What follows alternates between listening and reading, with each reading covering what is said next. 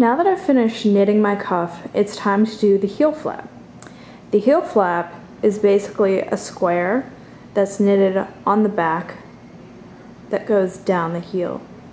Here we have a slip stitch heel in the sock that I've already done, but you can also do it just knitting plain straight down. So to knit our slip stitch heel, we're only going to be working on 2 of the 4 needles. So to start, we're going to slip 1 stitch, and this can be knitwise or purlwise, doesn't really matter. We're going to purl the other 9 stitches on this needle.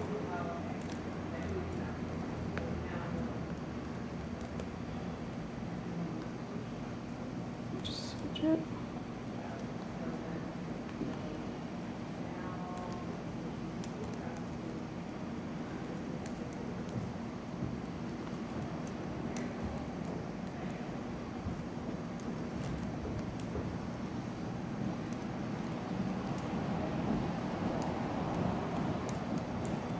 Then you want your heel flap to be about half of the stitches that you're working with on your entire sock.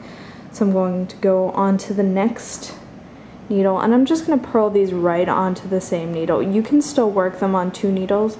It's a personal preference. So I'm going to purl all 10 of these.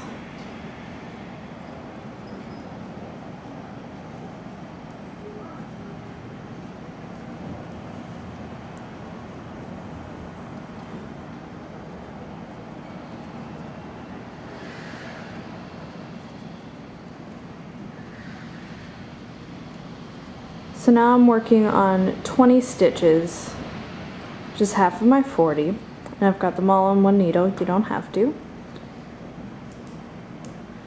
So then when you come to the right side of the work, what you're going to do is a very simple pattern. I slip 1, again, knitwise, purlwise, doesn't really matter. It'll give you a slightly different look, but whatever you like. Purl 1, or knit 1. Slip 1, knit 1. And you just keep slipping 1 and knitting 1. And this will give you a slightly more durable heel than if you just knit it by itself. It also makes the heel slightly tighter, so it'll hug your foot a little better.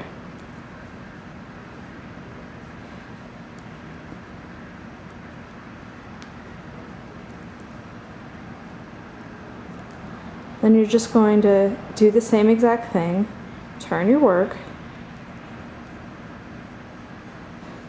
slip 1, then you're going to purl all of your stitches.